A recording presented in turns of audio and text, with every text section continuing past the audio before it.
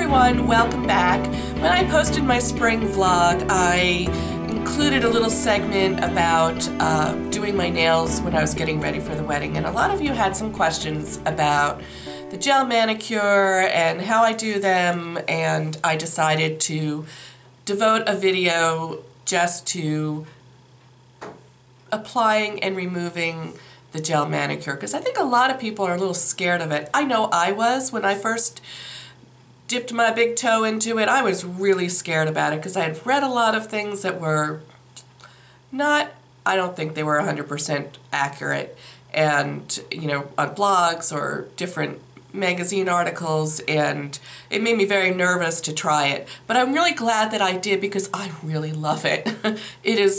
I probably use gel manicures more often than regular polish. I do switch back and forth, but I really love the carefree aspect of the gel polish and how long it lasts.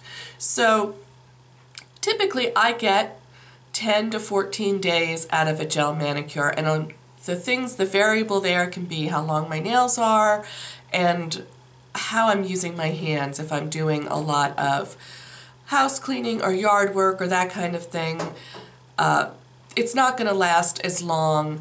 I find if my nails are really long, they tend to chip a little bit more easily than when they're shorter like this, which is fine by me because I prefer them a little bit shorter. I use a computer and I type a lot, so long nails don't really go with that too well. So I do love that longevity, and I thought I would just quickly share. So this manicure is about 7 or 8 days old, and there's not a chip anywhere. And typically I probably would leave this another couple of days before I removed it, but timing wise it makes sense for me to do my nails today, so sometimes you just gotta go with that. So I thought I would quickly show you my setup for doing my nails, and then I'll walk you through the steps. So here I have everything set up to start my manicure, and I typically keep all of my supplies in that bin, and just to kind of keep them handy. And in here is where I keep like all my tools in a little special contained into that little, it's actually a sunglass eye case from Vera Bradley, and I'll include a link to that video where I talk about that in great depth and detail. So here's the light that I use, and the various polishes are out, and you do need to use straight up acetone for removing, and I picked this up at Sally's. So that's something you need to keep in mind before you start using it. You need to have a supply of this on hand to remove it.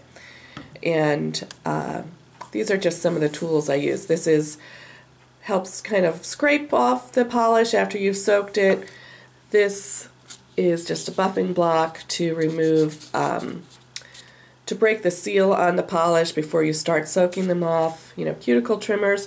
And I like to use a little cup for soaking my polish off. I find that works the best for me. And this is just my color wheel of my polishes. So let's get started in the removal process. So first I have to remove this old polish. And the first step in removal is to take a buffing block like this, and just what you want to do is rough up the surface so that it doesn't look shiny anymore. And I use the coarsest side of that to just rough up that finish. Otherwise the polish remover is not going to get in there to soak it off. So you don't really have to worry about damaging your nails for this because you're just buffing on the polish. And I just do this until there's no shiny spots at all. So I've roughed up the surface on all of my nails. And the next step is to soak it off. So you need to use the pure acetone. The way I like to remove my nails is I use a little ceramic cup, and I pour just a little bit of the remover in there, and I just soak my nails in there. I just put my fingertips in there and I soak it in there. And this generally takes about somewhere between 5 to 10 minutes. And I usually check it after 5, and then if I need to go back in. So I've been soaking this about 7 minutes, and the polish is starting to lift. I don't know if you can, I'm hoping the camera's picking this up, but you can see it's just about ready to fall off the nails with very little effort. I can just push, it just slides right off. So I'm not scratching my nail or anything, I'm just pushing it off. So you can see all the polish is off. You know, it does, you can see that it does dry out your skin a little bit, but it's not terrible. So my polish is all off, and I'm just using a little cuticle remover. I like this one from Hansen, the Instant Cuticle Remover. I'm almost out of that, but I think I have another bottle of that aside, but I really do like that. And I just use this same tool that I use to remove the polish. It makes a great cuticle pusher. So I've just gone around and pushed my cuticles back and cleaned that all up. So because you're doing a gel manicure, you really don't want your fingernails to be wet. So I call this kind of like a dry manicure. Normally I would go over to the sink and wash this off my hands. But because I don't want to introduce water or soap, I just take a cotton pad and I dip it back in here, and I just wipe the cuticle remover off my nails.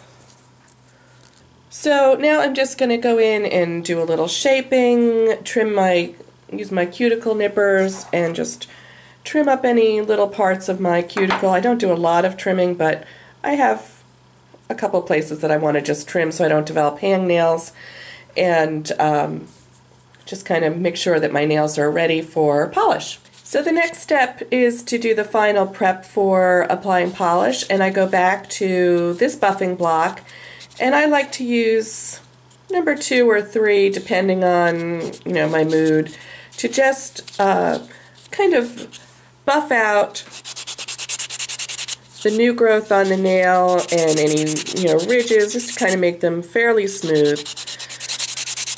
I don't like to over buff because I think it weakens the nail, so, but just, you need to do it a little bit. If, you know, you're doing it for the first time, you probably have to do a slightly more thorough job than I'm doing, but because I've been wearing the gel nails for a couple of weeks now, they're pretty buffed out at the upper ends of my nails. And then the next step is to use a little bit of this gel cleaner. And this, you know, I kind of am mixing 2 different brands. This is from Sensationail, but most of my polish is from Hansen. I don't know why, I just tend to really like this, this mix. And it comes in a little kit like this, so you can get the cleanser, the gel cleanser, and the lint-free wipes all in one little package like this. Oh look, and I guess it also comes with a little buffer and a, yeah, I don't really use those 2 things. But it's kind of handy, so I like to get these refills. I find it makes my polish last a lot longer than if I don't. And so that's that. So I just take a little bit of this, a couple of drops, and I put it on the lint-free wipe. And I'm just going to go over my nail, each nail, and really make sure there's no residue of any other products on here. And because this is a lint-free wipe, you won't get any cotton residue on here. Sometimes that feels a little dry. I think this is an alcohol, frankly, but I haven't been able to find any ingredient list on there to really see that for sure. And then I let this just dry out while I'm doing my nails, because I'll use it again later. So my nails are all ready for polish. So basically there are 3 steps to a gel manicure. And the first step you know, like I said, I like the Sally Hansen products quite a bit. They're affordable. They're just about everywhere. And so this is step one, and it's just the gel base coat. So you'll start off by applying a coat of that, and then you'll apply the color. And I do 2 coats of color. This is, the color today I'm going to use is Plum's the Word. And then you finish up with 1 coat of the top coat. So I'm going to start out by applying the base coat. And on the Sally Hansen products, they're numbered. 1, the colors all have a number 2 on it. And the top coat is number 3. So that I find extraordinarily helpful. But this just gets applied like any other polish at this point. You want to be very careful to just apply it to the nail and not get any on your cuticles at all, because it'll lift much quicker. It won't last the full 2 weeks. And I do try and kind of drag my brush a little bit along the top edge of the nail. I don't know if you can see that. It's hard to do it and make sure that you're seeing what you need to see. So I usually do 4 fingers, and then the thumbs. So then I'm just going to put it in here under the light, and the light automatically times it, and it goes off when it's done curing that layer. And so that's about a minute long to cure 1 layer of polish. 2 coats of the color, and then today I'm going to use Plum's the Word. This is really one of my favorite colors. And one of the things you want, you know, with all the different coats you do, one of the things you want to make sure is you don't apply it too heavily. You want a couple of thin coats, not 1, you know, big heavy coat. So I always feel like the first coat does go on a little streaky, but then by the time you apply the second coat, it fills it all in, not unlike traditional polish. So I'm going to cure this coat, polish my nails the rest of the way, including the top coat, and I'll see you in a few minutes. So I've completed the 4 coats of polish, you know, the base, the 2 coats of color, and the top coat. And the last step in the manicure is to go back to your lint-free wipe and a little bit of this gel cleanser. For some reason, when you cure it, it leaves a little tacky, like a tacky residue on the nail. And yeah, it's weird. I don't know why it does that. I don't know if you can see, I've actually put my fingerprint in that tackiness. But you just use a little bit of this, and you just rub it over the nails, and it just comes off. So no polish comes off. It's the strangest thing, let me tell you. So now there's, you know, no tackiness, and you have a brilliant shine on your nails, which will last the entire time of your manicure. So the last thing I do to finish up this manicure, because like I said, it's a dry manicure, the acetone can be a little drying on your cuticles and your skin. I like to go in with a cuticle oil as soon as I'm done with my manicure, and I really like this one from Sally Hansen. It's the Sensationail green tea and soy cuticle oil. And but you can use obviously any cuticle oil you like, and I just give myself a real good dose all around my nails with this to kind of rehydrate. So I love the Sally Hansen formula. It's one of the first ones I tried, and I really haven't strayed from it because I find it does such a great job. It's in CVS, it's in Target, so it's easily accessible, and it's fairly affordable for gel polish. And so I have a color wheel here with all my gel polish colors on here. These are all Sally Hansen with the exception of this one here, which is a Sensationail color called Pink Daisy. And you know, you can see they come in quite an assortment. I don't have all the colors. This is just what I've picked up from time to time. My favorites are, well, my absolute favorite is this Pink Daisy from Sensationail. I wore that so much last summer. I would take it off and I'd put it right back on again. I couldn't not wear it. I just loved it so much. It's just the perfect pink. I don't know how else to say it. It goes with everything. So I really love that. Then my next favorite is probably Cherry Cherry Bang Bang, which I had on at the start of this manicure. And that's this one here.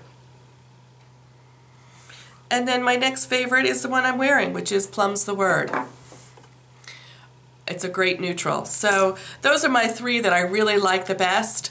I just recently picked up this kind of bright corally color. It's a little warm for me, but I think it'll be kind of a fun summer color. And this, which is a glitter polish. So who knew they made gel polishes with glitter? Apparently not me, because that's not at all what I was expecting when I opened the bottle. But I think that could be fun on an accent nail, or I don't know, used somehow. So I am going to keep it. I think it'll be a fun little color.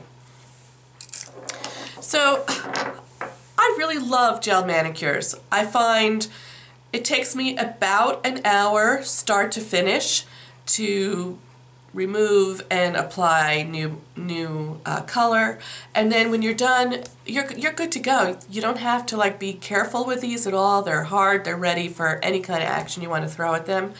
So I think the time investment is probably similar to what you would do with a regular manicure, but there's no dry time. The dry time's all included in the manicure, so you don't have.